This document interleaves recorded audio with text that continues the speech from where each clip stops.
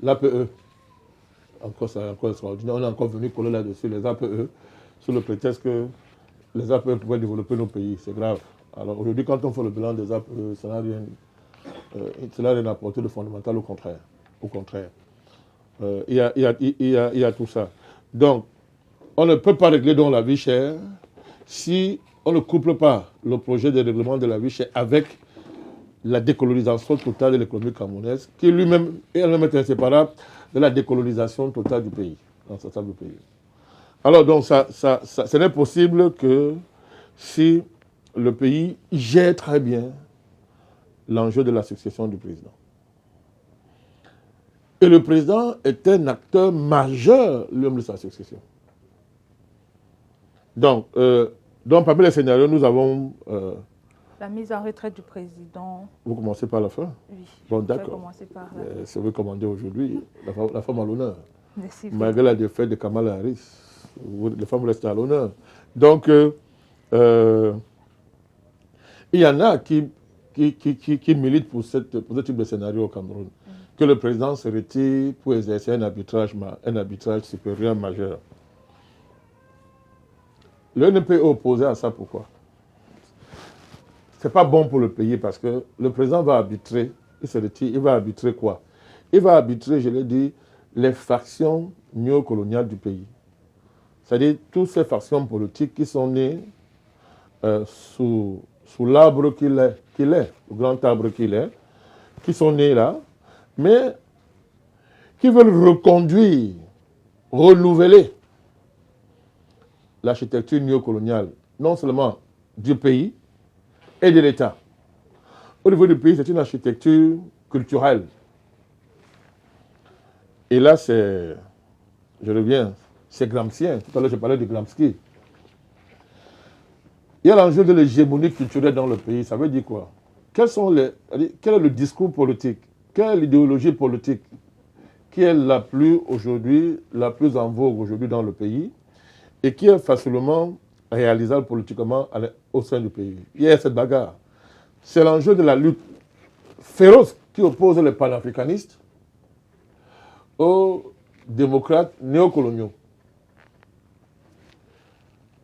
qui est désormais prise en charge par l'endocolonat, y compris celle qui est au pouvoir, surtout celle qui est au pouvoir. C'est pas visible, mais dans la stratégie et la démarche souterraine de l'endocolonat, on voit que tout en étant au sein du NDP6, elle n'exclut pas demain de se retrouver, une des factions dans le colonat, de se retrouver prise en charge par d'autres partis. D'abord, c'est quoi le franquisme? Longtemps, ils ont refusé de se diluer au sein du NDPC. Bon, la prise de la carte du NDPC par leur mentor à Nice n'exclut pas le fait demain de revenir dans le cadre de la machine franquiste, puisqu'elle continue à fonctionner. Là, maintenant, ils ont lancé, ils ont dit que maintenant, ils sont les rampes de la candidature du président pour la prochaine élection présidentielle en 2025. Bon, c'est un retournement sur le tard. Mais au départ, ce n'était pas ça. Il y a 2 ans, ce n'était pas ça qui était l'enjeu. Donc, vous voyez très bien comment l'endocolonat se positionne. Comment est-ce qu'il travaille sa stratégie. Vous voyez très bien que désormais, le démocratisme néocolonial, ce n'est plus l'apanage de l'opposition néocoloniale. Donc, l'endocolonat est au cœur de ça.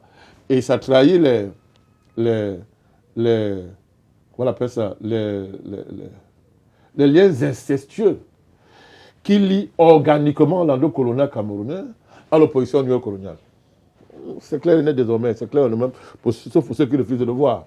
Donc, j'ai pris un exemple, on peut prendre dans les pays africains, ce scénario n'est pas nouveau. On a eu dans le cas de la RDC. Le président Kabila s'est retiré pour essayer d'arbitrer.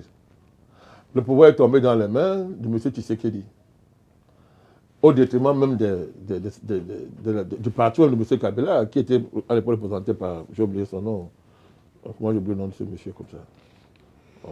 Ça ne vient pas. Donc, il était le candidat de son parti. Il n'est pas passé. Tshisekedi est passé. La situation du pays ne s'est-il pas empirée? C'est empiré.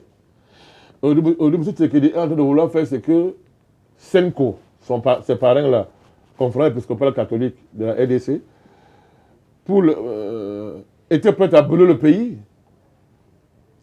L'épiscopat n'a jamais été aussi loin en politique qu'en RDC à l'époque. C'est quelque chose qui veut maintenant changer la constitution. La scène est silencieuse.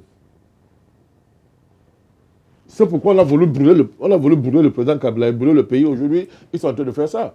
Vous voyez très bien comment de tels scénarios, lorsque ces scénarios ne sont pas mauvais en soi, hein, ils ne sont pas mauvais en soi, mais sauf que au Cameroun aujourd'hui, le but ce n'est pas d'arbitrer entre les factions néocoloniales de pouvoir, c'est d'en finir avec le caractère néocolonial de l'État, c'est de décoloniser totalement le Cameroun. C'est l'enjeu. Parce qu'après, on ne s'en remettra pas. On ne s'en remettra pas. Toute la destination naturelle de tous les efforts que le Cameroun a fait depuis les années 60 jusqu'à cette année 2024, toute la longévité du président Biya au pouvoir n'aurait pas de sens si après lui, il transfère le pouvoir à une faction de l'Anglo-Colonna. Il n'a aucun sens. C'était un recul gravissime pour le Cameroun. Donc, nous militons contre ce scénario-là. Il est valable si, en plus des factions anglo-coloniales dans le pays, il y avait, dans la sphère du pouvoir et dans le pays, une organisation véritablement patriotique qui soit, du point de vue des moyens financiers, de ce type de moyens, aussi puissant, à défaut de l'être à part égale avec les forces anglo-coloniales, qu'elles soient de l'opposition ou du pouvoir. Mais aujourd'hui, au Cameroun, quand on regarde ça, c'est pas... Quand on voit le rapport de force, ce n'est pas une bonne image pour le Cameroun. Donc, deuxième scénario. La dynastisation néocoloniale. Voilà. Donc, ouais, tout ça, on voit très bien. C'est une tentation qui est très forte, qui travaille les barons du régime. Passage du transfert de pouvoir à M. Franc-Biya. J'ai déjà dit, c'est la reconstruction de l'axe nord-sud. Évidemment, quand on va élargir, comme d'habitude, l'axe nord-sud, ça va intégrer la faction anglophone, anglophonisante ou anglophoniste, et dans une certaine mesure, la chefferie Bamoun. La chefferie Bamoun. Dans le but de perpétuer le système néocolonial, de remettre le Cameroun totalement à ses tuteurs coloniaux. Ce sont des scénarios qui vont arranger la France, tout ça, les États-Unis. Alors, ce n'est pas une dynamique seulement au Cameroun. Hein. Quand vous regardez Congo-Brazza, vous regardez en Guinée équatoriale, ça part même plus loin. Il y a même de la géo-ethnie dans tout ça. C'est-à-dire que ce n'est plus seulement une tentation. Ça paraît bien structuré. Et même sur une matrice géoethnique, tous ces discours sur le grand peuple écan, n'est-ce pas, qui a même des racines maintenant qui vont même très loin jusqu'en Égypte antique, etc. Tous ces discours-là, ça ne tombe pas du ciel. Il s'agit de rassembler au-delà du Cameroun, au Gabon, en Guinée équatoriale, etc. Donc, cette attention, ce n'est pas un jeu, elle est forte. On considère que l'Iguingema, c'est un bongo. Et que oui, Ali est parti, mais les bongos sont là. Hein? Puisque Pascaline Bongo paraît être même ça. La marraine, sa marraine. C'est vrai, c'est pour ça qu'on a entendu à un moment donné au Cameroun des militaires qui ont dit qu'ils ne travaillent pas pour les civils. Non, Olingema, c'est une tentation. Et son cas est grave parce que lui, c'est un anti-panafricaniste, il ne cache même pas. Lui, il n'est pas enthousiasmé par le panafricanisme. Hein. Au contraire, on voit comment lui, tout son problème, c'est d'être reçu à l'Élysée, de voir son dos tapoté par M. Macron, tout ça depuis, il est présidentiel, etc. Donc, il pose des gestes symboliques, n'est-ce pas, à grand effet de communication. Il va dans une entreprise publique, il met de l'ordre, il fait le tour dans le pays, machin et consort. Mais tout ça, ça n'a jamais changé un pays, de manière fondamentale. Ce sont des mesures cosmétiques, fortes, certes, qu'on prend au début, mais les vraies questions sont là. Lors de la conférence nationale, on a demandé de faire partie des bases françaises, par exemple. On verra ce que lui va dire par rapport à ça. Par rapport à ça. Donc, ce sont des... C'est pas, vous voyez que ce n'est pas des choses qui tombent en l'air. Il y a un environnement sous-régional qui est là, qui sous un fond géo-ethnique, qui fait pression, n'est-ce pas, pour que les Camerounais acceptent cette facilité-là. Et je dis, ce sont des scénarios qui ne sont pas acceptables. Ce sont des scénarios réactionnaires contre lesquels il faut se battre. Il faut se battre et travailler profondément par rapport à ça. Donc, cette tentation est dans le pays. Elle n'est pas séparable aussi, cette tentation, de ce que j'appelle le retour des aristocraties familiales. La candidature d'Akere Mouna est la figure la plus représentative de cette dynamique-là, au-delà de sa surenchère, la surenchère anglophoniste, linguistico-anglophone qui est au cœur, mais il y a d'abord ça. Et n'isolez pas Akere Mouna, ce qu'il représente, est quelque chose de fort au Cameroun. L'endocolonial camerounais, un de ses ressorts sociologiques, c'est la prise en compte de ce qu'on appelle les aristocraties familiales. C'est-à-dire que le pouvoir au Cameroun n'est pas stable si on n'y intègre pas les grandes familles, qu'elles soient du nord, du sud, de l'est, de l'ouest, etc., anglophones. Donc, il faut toujours qu'il y ait des figures représentant les grandes familles qui montent en première ligne. Vous ne comprenez pas le rôle d'un sultanat comme le sultanat Bamoun si vous ne comprenez pas cette affaire. Par-delà l'ancienneté de cette chefferie, il y a aussi l'idée de grandes familles, de familles. Hein? De familles. Donc, ce n'est pas la seule famille. Vous avez au Cameroun des familles qui pensent qu'il n'y a pas le pouvoir politique au Cameroun qui soit crédible si ce pouvoir-là ne leur fait pas allégeance. Les prétentions présidentielles de M. Akere Mouna n'ont pas d'autre base que celle-là.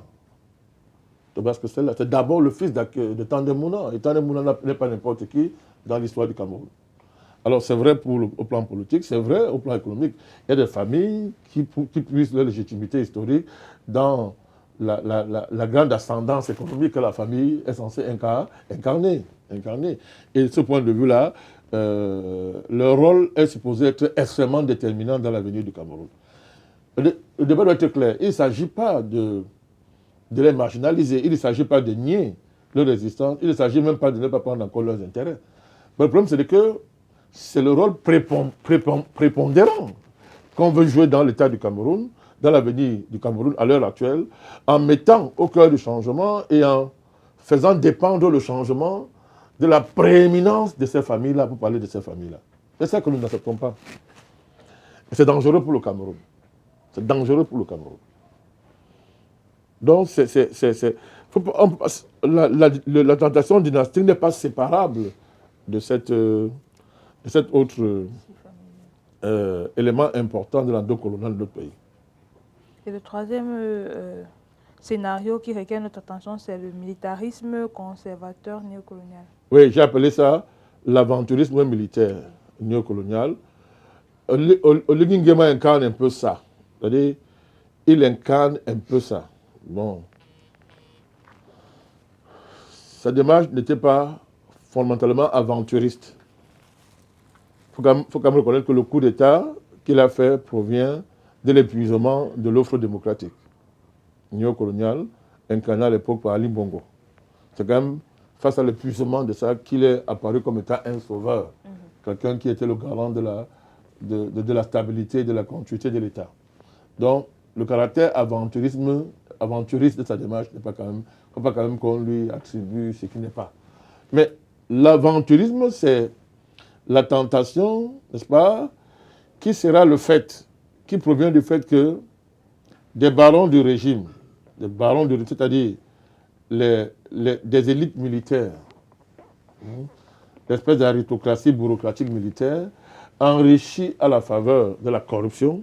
Tout à l'heure, on a parlé, quand on parle de l'endocolonial et son rapport à la vie chère, etc., enrichie la corruption, des gros trafics qu'il y a au cœur dans certains milieux de l'armée, etc., pour protéger d'abord leurs gains et leurs positions, soit tentés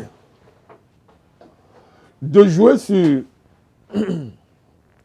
les dynamiques militaires qui ont cours à l'Afrique de l'Ouest et dans une certaine mesure au Gabon pour manipuler cette dynamique-là, l'écho de cette dynamique et procéder parlons comme ça, à un aventurisme militaire qui ferait arriver au pouvoir en fait des voyous armés. C'est de ça qu'il s'agit. Et au Cameroun, là, il y a cette prétention. Je vous ai bien parlé de ce militaire qui dit, en tout cas, nous ne travaillons pas pour les civils. Donc, on travaille pour nous-mêmes.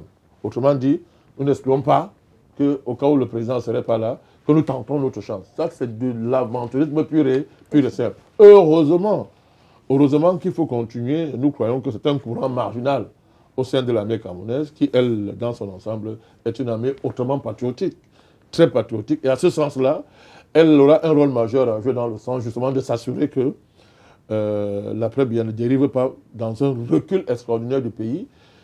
Un recul, n'est-ce pas, qu'une force comme l'armée au Cameroun est bien placée pour analyser, observer, parce qu'elle est au cœur de la jugulation, n'est-ce pas, des menaces qui pèsent sur notre pays. Que ce soit Boko Haram, que ce soit la crise dite anglophone, etc. L'armée du Cameroun a été en première ligne pour anticiper sur les menaces-là et préserver l'intégrité territoriale du Cameroun, préserver sa stabilité et dans une certaine mesure l'unité nationale. Donc, le destin de cette armée-là elle-même est inscrite dans la dynamique de décolonisation. Puisqu'elle-même est à l'avant-garde de ce combat-là, à travers les menaces auxquelles elle a cessé de faire face.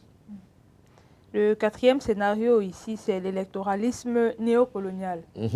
Ça, c'est une galaxie qui est au cœur de ça. C'est une galaxie de l'opposition néocoloniale, incarnée par un parti que tout le monde connaît, qui est au cœur de cette dynamique-là. Elle a brillé ces derniers temps par l'inscriptionnisme, électoral, l'inscriptionnisme. C'est-à-dire qu'on est dans un système qui est historiquement truqué. Mais ce qui est intéressant, c'est qu'on vient dire que bon, le système étant truqué, on peut obtenir la priorité, c'est la transparence, soi-disant électorale, qui elle-même est une démarche profondément subjective. Qu'est-ce qu'on appelle transparence électorale? Par rapport à quoi? Par rapport à qui? Par rapport à quels enjeux? Donc, c'est cette question-là, il est très important de rappeler ça. La question de l'électoralisme au Cameroun est un problème très sérieux. Parce que sa force démagogique et populiste entraîne une bonne partie de notre opinion publique et une bonne partie des catégories de la population camerounaise. Le rêve de l'alternance pour l'alternance, donc de la transparence électorale qui serait la porte de salut pour régler nos problèmes. C'est faux. C'est totalement faux. Et pour ça, il ne faut pas avoir peur de convoquer les expériences qu'on a vues ailleurs. Et si aujourd'hui, un vrai débat qu'on doit avoir en Afrique sur l'enjeu électoraliste, c'est de demander, mais quel est le bilan des alternances en Afrique depuis 30-40 ans? Il est quand même temps de faire ces bilans-là. Mais on ne veut pas, parce qu'on sait très bien que si on soulève ça, ça discrédite totalement ce courant-là. Et toute l'agitation qu'il fait. Donc, la récente escroquerie, c'est ce qui s'est passé au Sénégal.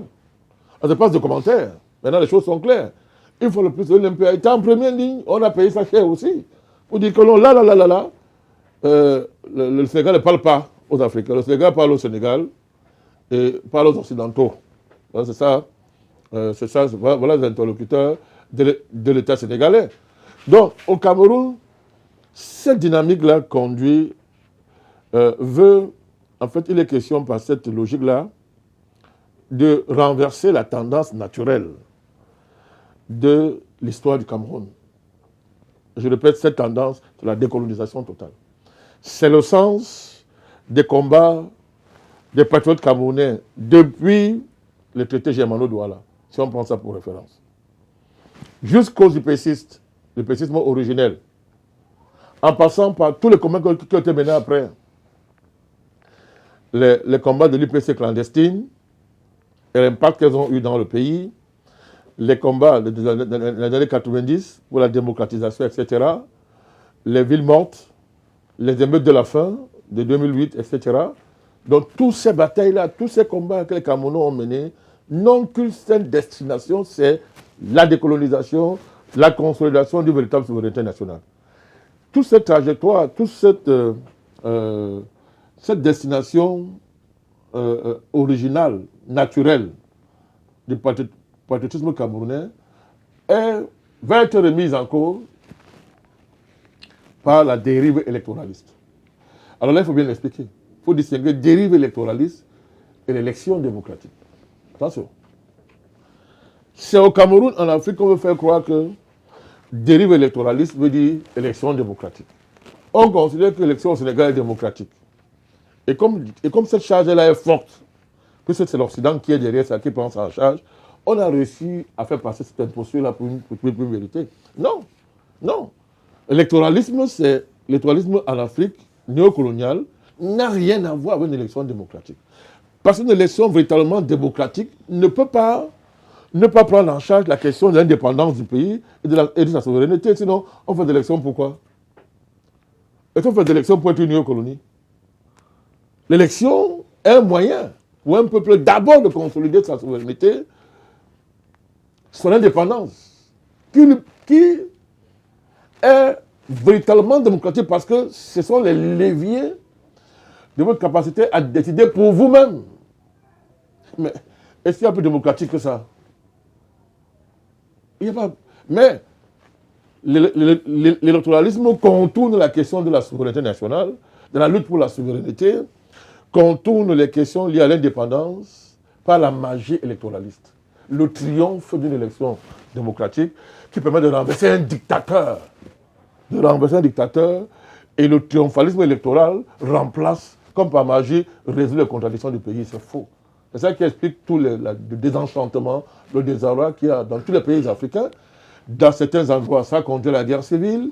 Ailleurs, les États sont totalement effondrés. C'est le cas de Mali, c'est le cas de l'Afrique de l'Ouest, etc. Tout ça, en RDC, on voit ce que ça a donné. Donc, il faut qu'on soit un peu sérieux. Ce n'est pas ça la démocratie. Il n'y a pas de démocratie sans souveraineté nationale, sans indépendance nationale et sans une conscience nationale patriotique qui soubasse la démocratie et permet à celle-ci de libérer non seulement les citoyens, mais de donner la capacité à relever les défis. Mais ce n'est pas le cas en Afrique depuis qu'on voit cette affaire-là.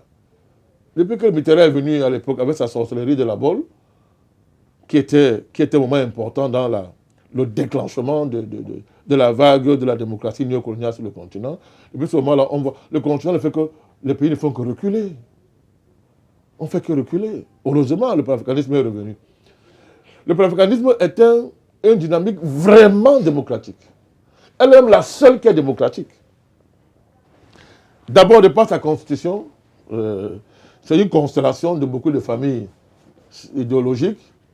Donc, nous savons ce qu'est la contradiction, parce qu'entre nous, ça ne blague pas, on vit ça. C'est le contraire de la galaxie des démocrates néocoloniaux, qui ne tolèrent pas la contradiction, qui règlent ça par la violence et la diabolisation. On revient à Donald Trump, et la diabolisation. Mais les panafricanistes sont habitués à ce qu'on appelle la discussion démocratique, le choc des contradictions. On sait gérer ça. Les panafricanistes sont des vrais démocrates parce que ils mettent en avant l'indépendance nationale, la souveraineté nationale, le démantèlement de l'impérialisme. Mais les néocoloniaux, là, les démocrates, ils n'aiment pas qu'on parle de ça. Vraiment. D'ailleurs, monsieur, une fois de plus, monsieur Kamto, parlant de lui, parce qu'il faut qu'on appelle chat un chat. Dernièrement, quand il explique la question de l'esclavage, la colonisation, il explique ça par la faiblesse technologique du continent. Vous bien comprendre, hein? Parce que quand on parle, les gens font comme si on avait un problème particulier avec les gens. Là encore, il n'y a pas une semaine et demie qu'il a dit ça. Pour lui, il explique ce qui nous est arrivé, la chute du continent, la chute historique du continent, par l'absence de technologie, et particulièrement la technologie de la défense. Donc on n'a pas été à mesure de nous défendre, c'est pour ça que nous est arrivé. Belle façon d'éviter les véritables débats panafricanistes, n'est-ce pas, de poser les véritables questions sur la table. On se drape, n'est-ce pas, sur ce type d'argument. Ce n'est pas gratuit. C'est parce que les questions sur la souveraineté, sur l'indépendance, sur ce que le NMP appelle démocratiser la démocratie, démocratiser l'économie, qui sont les débats par l'Afrique du XXIe siècle, ce sont les vrais débats, comme bientôt on aura à affronter, constituent en eux-mêmes un champ de mine à contourner pour les démocrates non coloniaux. Parce qu'une fois qu'on aborde ça, on va exploser sous la mine. Ça démasque. Les gens préfèrent avancer masqués, mais on le connaît déjà. Donc c'est pour ça que le NMP rejette toutes ces questions-là.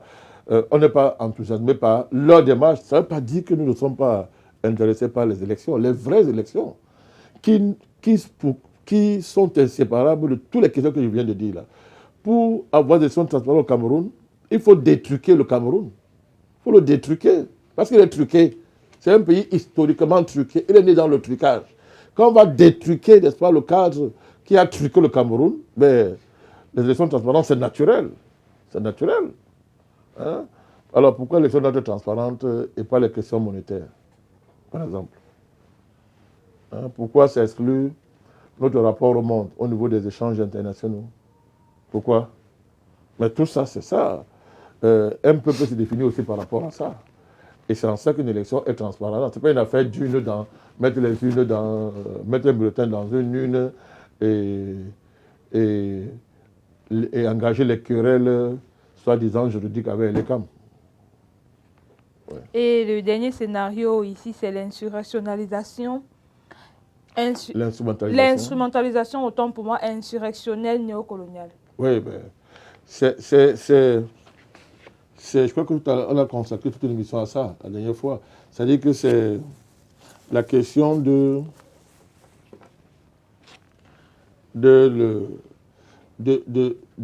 ça part du principe que tout soulèvement populaire insurrectionnel débouche sur le changement. C'est-à-dire qu'il faut que les gens se révoltent. Toute révolte populaire débouche sur le changement. C'est faux. Ailleurs, on a vu que ce n'est pas vrai.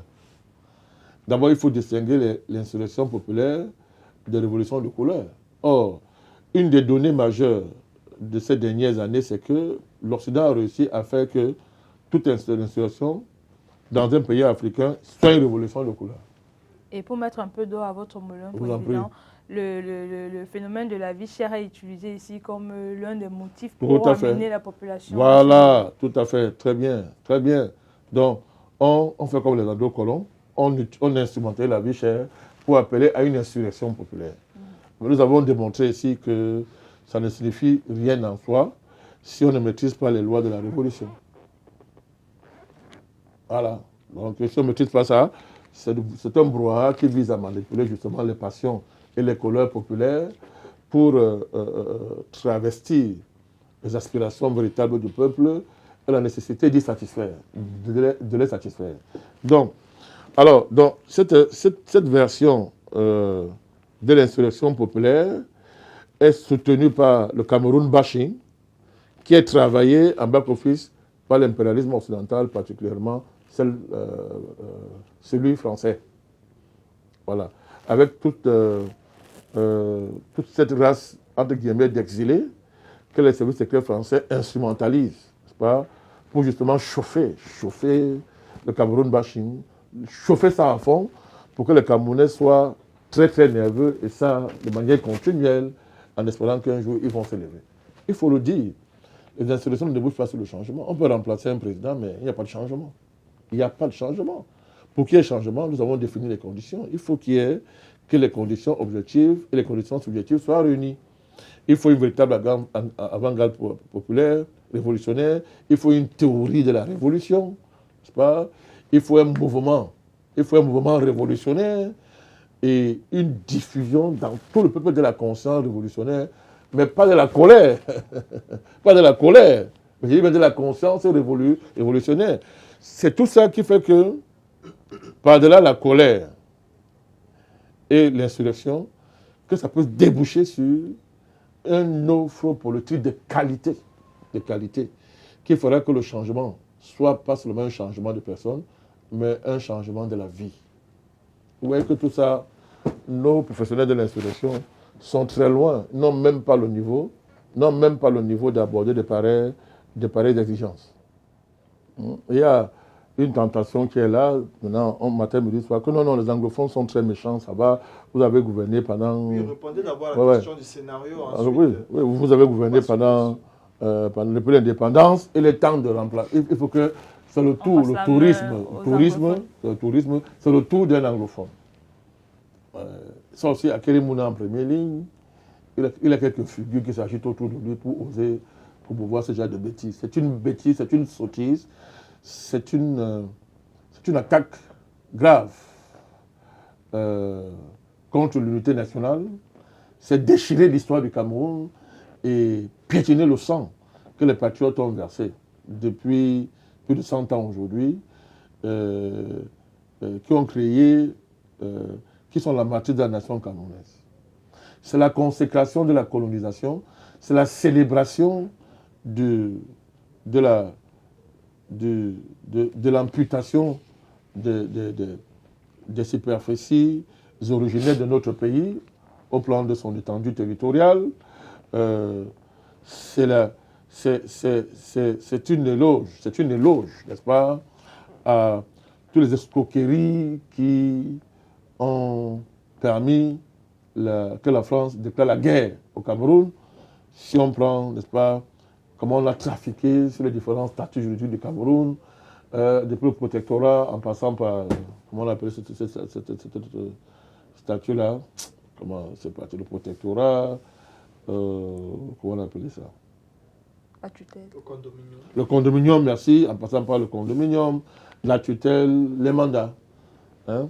On voit comment tout ça, ça a été des formes de guerre déclarées au patriotisme camerounais et à la volonté nationale de notre pays. Finalement, ça a débouché sur la guerre d'indépendance. Donc, ces gens qui viennent nous dire aujourd'hui qu'il faut séparer le Cameroun en deux, de fait, donc désormais, les francophones d'un côté et les anglophones d'un côté. Vous, les francophones, vous avez dirigé pendant longtemps. Maintenant, il faut un anglophone. C'est une forme d'indigence idéologique et patriotique honteuse. J'ai dit une fois, c'est un crime contre le Cameroun. On ne peut pas accepter ça. D'abord, c'est faux, c'est du mensonge, parce que les francophones, ça veut dire quoi? Ce n'est pas une affaire de francophones. Ce ne sont pas les francophones qui sont au pouvoir. C'est une élite, c'est une classe néocoloniale. C'est une classe. Et elle recrute partout. Elle recrute dans tout le Cameroun. Le clivage linguistique anglophone-francophone, il est superficiel et colonial. Justement, ce sont des cailloux qu'on a mis dans la chaussure pour qu'on ne marche pas sur nos deux pieds. Qu'on ne puisse pas bien marcher sur le chemin de l'indépendance et de la libération. Donc, le Cameroun est un dynamique de dépassement. On a même dépassé ça dans l'histoire. C'est ça l'UPC. L'UPC a dépassé ça et a réglé cette question une fois pour toutes. Et la question anglophone, si on veut,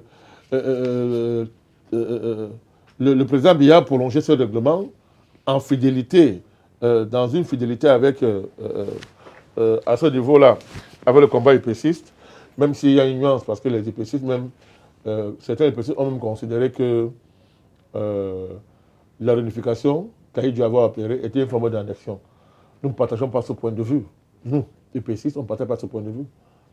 Oumniobé, à l'époque, disait que la réunification devait précéder l'indépendance. Et il le disait parce qu'il connaissait l'histoire du Cameroun. C'était en écho l'histoire du Cameroun. Parce que Oumniobé assumait cet héritage et l'héritage du patriotisme camerounais depuis la signature par les rois Douala du traité Germano-Douala et par là, les différents statuts du Cameroun, justement. Je répète encore, du protectorat, en passant par le condominium, le fameux accord franco-anglais, tout ça et consorts, etc., jusqu'au régime de tutelle et de mandat. Les gens oublient, c'est quoi l'accord franco-anglais? C'était quoi? C'était l'accord, c'était le traité secret entre Churchill et De Gaulle. Churchill, c'est un anglo-saxon, c'est un anglais. De Gaulle, c'est un français. Ils sont accordés pour partager le Cameroun. Il faut rappeler ça. Quand la France libre naît ici, il y a déjà cet accord entre De Gaulle et Churchill. Parce que De Gaulle monte avec ça à l'Angleterre. Donc, le pacte Churchill-De Gaulle nous instruit sur les enjeux qui sont au cœur de la division du Cameroun en francophone et en anglophone. Si vous voulez tuer ce pays, il faut continuer à perpétrer ça. C'est grave. Les patrons ne peuvent pas accepter ça. Ne peuvent pas accepter ça. C'est quoi cette affaire? Le Cameroun a déjà été partagé. Si on veut utiliser un langage biblique, je dirais, on a déchiré ce pays-ci. C'est bêtement. On a partagé le Cameroun de 900 000 km². Ils sont retrouvés aujourd'hui à 375 000 km². Et la crise anglophone vise à amputer encore le Cameroun des ambazoniens. Parce qu'il faut distinguer ambazoniens et anglophones. Mais, qu'est-ce qui a nourri l'Ambazonie? Tous ces leaders, soi-disant anglophones là, est-ce que c'est un rapport clair à l'Ambazonie? Ont mis un parti comme le SDF, le chairman perd son âme, avec quelques dérives l'engageaient à un moment donné, mais Frundi, le président Frundi, en fait, ce n'était pas un sécessionniste. Mettez de côté le SDF, il y a des leaders anglophones que nous respectons. J'ai une pensée pour mon frère Siga Badia Sanga,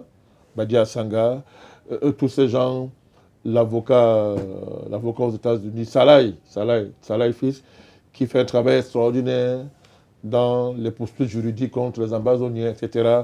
Il y a beaucoup de Camerounais qui se réclament de la langue anglaise, n'est-ce pas, qui ne sont pas dans cette logique-là. Je voulais leur rendre hommage ici.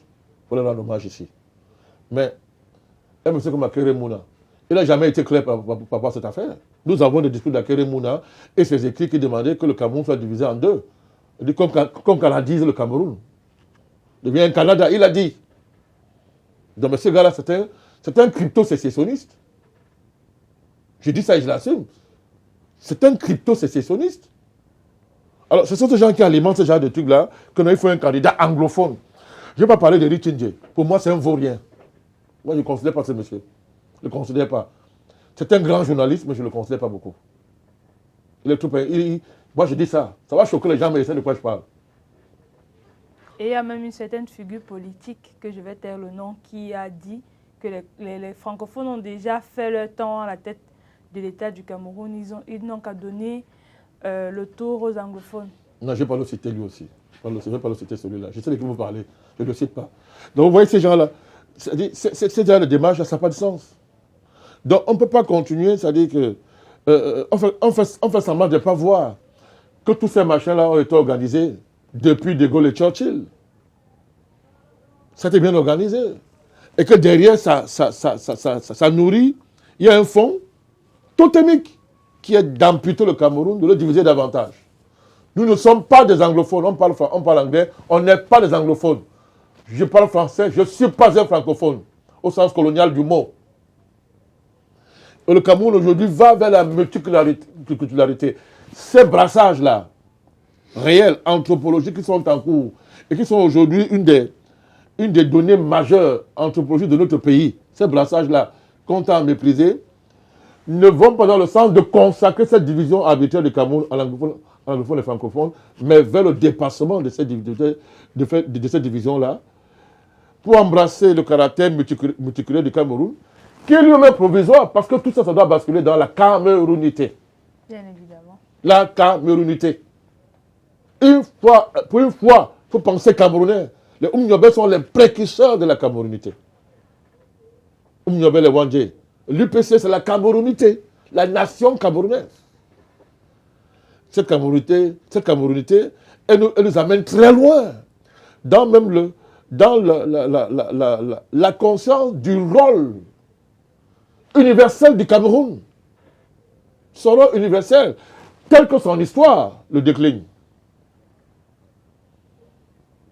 J'ai dit dans mon discours au Congrès qu'on ne peut pas diriger le Cameroun si on ne pense pas le monde. J'ai dit que les problèmes du Cameroun sont les problèmes du monde, et vice-versa. Et j'ai dit que pour prétendre diriger le Cameroun, il faut avoir une pensée globale. C'est une pensée qui transcende même. C'est-à-dire que c'est une pensée qui porte l'avenir du monde, qui porte le monde. Le Cameroun profond et invisible, c'est de quoi je parle. J'ai souvent eu à convoquer le Cameroun invisible pour l'opposer au Cameroun visible. Mais c'est une opposition purement schématique. Les deux sont censés marcher ensemble. Mais quand les temps sont sérieux comme ici, et qu'on voit des forces rétrogrades qui veulent ramener le pays en arrière, le Cameroun est visible et debout. Est debout. Pour stopper ça. Stopper ça. Donc, la division du Cameroun en anglophone et francophone est inacceptable. Et le grand dialogue qui s'est inscrit dans le prolongement de la réunification. Et ça, il faut saluer la fermeté du président Biya et sa solidité par rapport à cette question, à cet enjeu. Et l'on ne peut pas être fier d'avoir été à ce moment-là aux côtés du président, une fois de plus. Le LMP a carrément mis sa poitrine devant pour que notre pays reste debout, dans son unité. Alors on a réglé ça. Il y a un statut spécial, c'est une bonne chose. Il n'est pas sûr que dans l'avenir, ça soit approfondi, mais c'est une très bonne chose. On ne peut pas faire plus que ça. Donc, cette fanfaronnade de dire que non, il faut un Camerounais anglophone. Donc, il n'y a même plus de projet à présenter, il n'y a rien à réfléchir. Il faut dire que je suis anglophone, je suis à Kéré Mouna, mon père était Tandem Mouna. On surfe sur cette histoire d'Ambazonie qui est une affaire purement de prédation internationale pour vouloir embêter les Camerounais et leur dire qu'il faut un président anglophone. Le NMP s'oppose fermement contre cette démarche-là. De manière très ferme par rapport à ça. Monsieur le Président, vous avez fait un tweet en prélude de cette émission parlant de la vie chère. Ouais. Et je vous cite, vous avez dit ceci. La hausse des prix qui sévit au Cameroun ne peut pas être élevée au niveau d'une politique par l'État du Cameroun. Or, tout semble l'indiquer avec la toute dernière hausse des prix de l'électricité, ce qui n'est ni acceptable ni justifiable, en plus d'être illégal. La hausse des prix qui bat son plein au Cameroun n'est que le reflet d'une structure néocoloniale de l'économie où les rentes ont remplacé l'offre, dans laquelle les forces productives réelles sont bloquées. Pour sortir de la fatalité de la hausse des prix, il faut décoloniser notre économie. Tout un programme. Et vous avez terminé par un point d'exclamation. Nous nous sommes donc arrêtés dessus pour interroger certaines déclarations que vous avez faites dans ce tweet, où vous parlez de décoloniser l'économie. Nous voulions comprendre de quoi il s'agit. Et deuxièmement, vous avez parlé de tout un programme. Vous faisiez allusion à quoi? Mais décoloniser l'économie camerounaise, c'est faire le contraire de l'économie néocoloniale. C'est tout. C'est le contraire. Il faut régler la question monétaire. Il faut régler ça. Il faut régler la question, les questions liées à l'endettement. C'est-à-dire que ce n'est pas une fin, c'est un moyen.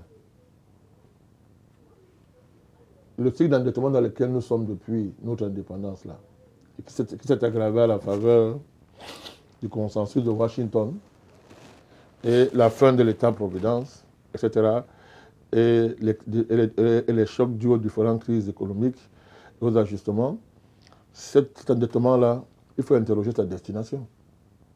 Il faut interroger. Il faut même interroger sa profonde légitimité. Il faut interroger tout ça. Alors, donc, il y a ça. Donc, il faut industrialiser le pays, il faut introvertir notre économie. L'introversion de l'économie nous amène justement à la question de la vie chère. La vie chère, son problème, c'est quoi? Je l'ai dit tout à l'heure, pour régler ça, il faut une véritable économie de l'offre. Il faut l'offre. Donc, il faut de la production. Il faut que nous produisons suffisamment tout ce que nous allons chercher à l'extérieur. C'est ce qu'on appelle l'introvertir l'économie. Il faut faire à ce que la dépendance à l'extérieur ne soit pas une dépendance qui font que la consommation du pays est totalement extravertie. Vous imaginez le riz, le poisson, le blé, tout ça, on importe, le pays n'est même pas à mesure de couvrir le quart de la demande. C'est vrai pour le riz. C'est pas loin du quart qui concerne le poisson, etc. Mais c'est grave. C'est pas de l'économie, ça. Donc il faut introvertir. Donc, il faut casser les lois de l'économie néocoloniale. Quand on parle de loi économique, je viens de soulever la loi monétaire. Il y a la loi du blocage des forces productives. C'est ça le refus d'industrialiser. Il y a la loi de la rente. La rente, c'est l'extractivisme des matières premières à l'état brut. Il y a aussi la rente agricole. C'est d'enfermer notre économie dans les productions vivrières au détriment des productions vivrières. Dans les productions agricoles de rente, cacao, café, tout ça, au détriment de la production vivrière. Vous avez fait une expérience avec le Covid. Regardez le prix des cajous de tomates. Moi, je me rappelle qu'à l'époque, avec le Covid, on venait me réveiller ici à l'époque, je dormais. Les vendeurs venaient nous réveiller dans la maison pour dire qu'on prenait les cajots et qu'on voyait les cajots qu'on nous vendait à 1500, 2000. C'était incroyable. Ça m'a fait réfléchir. Si, nous nous souvenons. Voilà, ça fait réfléchir tout ça. C'est pas que. Alors, ça fait que les capacités vivrières, agricoles vivrières du pays sont bloquées. On les fait dysfonctionner en abandonnant les producteurs à eux-mêmes. Ça fait que des pays étrangers, des entrepreneurs étrangers viennent acheter même dans les champs. Hein, achètent par anticipation les productions. Au lieu qu'on accorde la priorité à l'approvisionnement du marché intérieur, mais la spéculation vers l'extérieur est encouragée. Je ne parle même pas de la problématique de l'enclavement des bassins de production. C'est connu. C'est connu. Alors, il faut relancer une véritable économie publique. Là où c'est nécessaire,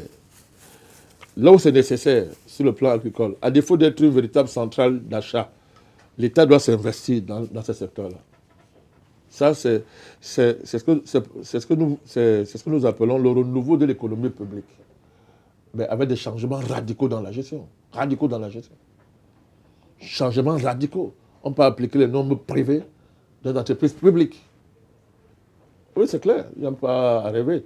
Donc il faut ça, parce qu'on voit très bien aujourd'hui que le secteur privé peut fanfaronner sur sa prétendue efficience, son efficacité. C'est pour le profit. L'État ne gère pas le profit. L'État n'est pas là pour le profit. L'État est là pour garantir l'intérêt général et s'assurer que les populations, de la bonne vie de l'ensemble de la population. L'État n'est pas là pour... Le but de l'État, ce n'est pas de faire du profit. Mais par contre, le privé, c'est leur choix. Il faut opposer au public dans une harmonie structurelle. Il faut lui opposer une véritable économie publique. Et derrière ça, il y a un vrai projet d'en finir avec la vie chère. Un vrai projet du panier de la ménagère, si vous voulez comme ça. Je ne veux pas dire pouvoir d'achat, du panier de la ménagère. Ça suppose une révolution stratégique qui, dans une première priorisation, s'assure que les denrées de première nécessité, les biens vitaux de base, soient maîtrisés localement. Donc, vous voyez donc, l'économie publique, c'est aussi ça, la reprise en main des secteurs stratégiques, de la télécommunication, l'eau, l'énergie, etc.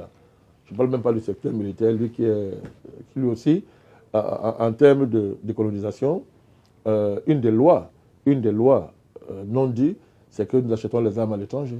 Il nous a interdit de produire les armes. Il faut une industrie militaire. Nous devons produire nos armes. Ce n'est pas un discours, c'est clair. Et on sait comment faire ça. Ce n'est pas la sorcellerie. Sauf à croire que les Africains ne sont pas des êtres humains. Alors donc, il faut faire ça, il faut produire nos armes. L'État camerounais commence à s'orienter à ce niveau-là. C'est une très bonne chose. Mais il faut l'accélérer, il faut aller plus loin. Donc, tels sont les axes fondamentaux de ce que nous appelons la décolonisation de notre économie, de manière plus pour que ce soit plus clair pour le Camerounais, que ce soit plus proche de lui. Il faut s'assurer que tout Camerounais, n'est-ce pas, soit un entrepreneur. Et ça, pas seulement un entrepreneur dans le sens classique, dans tous les sens. Pour ça, il faut valoriser tout ce qu'un Camerounais peut faire. Là où il se trouve, tout ce qu'il peut faire là où il se trouve. C'est ça que j'appelle l'entrepreneur. Hein. Et pas que l'entreprise classique bourgeoise qu'on connaît, tout ça. Non, je dis l'entrepreneur. On voit les Camerounais sont des entrepreneurs, naturellement. Quand vous les voyez faire tous les jours, ils entreprennent. Mais il faut valoriser ça. Ça demande de convertir cette grande masse de chômeurs et de déclassés sociaux qui vaguent là et alimentent l'insécurité dans le pays. Il faut leur donner la perspective, aller reconvertir ça dans cette dynamique-là. Hein, qui a inventé un renouveau de ce qu'on appelle le service civique. Qui a réinventé ça, mais pourvu que ces gens qui ne font rien là, il faut les reconvertir dans une perspective de l'auto-entrepreneuriat. Je dis bien pas dans le sens classique, au sens noble du mot. Donc, ça veut dire que tout ce qui est activité humaine, pas seulement l'activité productive à l'état brut, dans le sens classique du mot, Hein? Un musicien, c'est un entrepreneur. Un écrivain, c'est un entrepreneur. Un danseur, c'est un entrepreneur. Oui, monsieur. Le danseur au village, là, c'est un entrepreneur. Il faut sortir du folklore, le folklore de nos patrimoines culturels. Là. Il faut transformer ça en entreprise. C'est très possible. Et ça, on n'a pas besoin de les dévaloriser ou de les faire sortir de leur authenticité. Hein. Donc, c'est ça, tout ce projet-là. Ça veut dire ça suppose un changement de mentalité. Ça, c'est la décolonisation mentale. Il faut un changement de mentalité à ce niveau-là. Donc, c'est ça qu'on appelle, c'est tout un programme. Tout un programme. Donc, c'est un peu ça. Donc vous voyez, il y a un levier stratégique de haut niveau à ce niveau. C'est la question monétaire. C'est la question de ce qu'ils appellent aujourd'hui la transformation structurelle. Bon, ben, une chose est de dire ça. Une chose est de se donner les moyens d'acter à ce niveau-là. Donc, c'est ça qu'on dit. Et puis, il y a cette dimension micro qui est, je l'ai dit, de généraliser dans le pays l'entrepreneuriat. Je ne répète encore pas au sens latin du mot. Au fait que les Camerounais travaillent tous les jours, les Camerounais se battent comme il faut. Il faut aller les trouver là-bas pour valoriser ce qu'ils font. Deuxièmement, l'enjeu, c'est la reconversion de cette masse de chômeurs et de la jeunesse qui va à ne rien faire. Et qui désormais a pour domicile les boîtes de nuit, la débauche, etc., etc. Donc, c'est pas dans ce sens qu'on parlait. Et il y a aussi, de manière plus fondamentale et stratégique, il y a le renouveau de nos rapports avec la Banque mondiale et le FMI. On ne peut pas, dans une telle perspective, faire du Cameroun, comme je l'ai dit tout à l'heure, l'épouse du FMI. Non, non. Banque mondiale et le FMI seront des moyens au service d'une grande politique qui les dépasse. Ça veut dire que vous avez donc tout un programme économique bien conçu en avance pour répondre à la question de la vie chère. Mais c'est ce que nous sommes en train de faire depuis la levée. C'est ce que nous sommes en train de faire. Mais là, une fois de plus, je dis toujours, on se bat des autres. Il faut saluer les acquis. Il y a des acquis que le pays a engrangés. Sous le président Biya, beaucoup d'acquis ont été engrangés. Il faut les sauvegarder. Et c'est à partir de cet existant-là, on part de cet existant-là pour aller plus loin. Ça nous distingue des autres. Merci, Monsieur le Président. C'est moi qui vous remercie. Président Vandakani, étant donné que nous amorçons actuellement la fin de notre entrevue, nous voulons vous demander, est-ce que vous souhaitez ajouter à votre récit, à vos propos, à votre analyse, quelques mots de plus?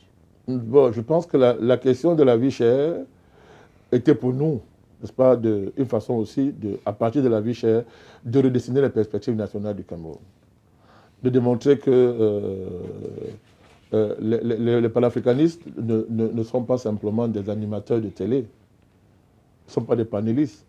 Ce sont des visionnaires, ce sont des hommes politiques et des hommes d'État capables de gérer, de décliner toute l'offre idéologique que nous dégageons sur nos plateaux, en réalité étatique, en possibilité de changement opérationnel, n'est-ce pas, dans le pays. C'est pour ça que nous sommes servis de la vie chère pour le démontrer. Je pense que ça ne sera pas la dernière fois qu'on le fera. On abordera d'autres secteurs comme ça aussi. Il faut démontrer, il faudra approfondir.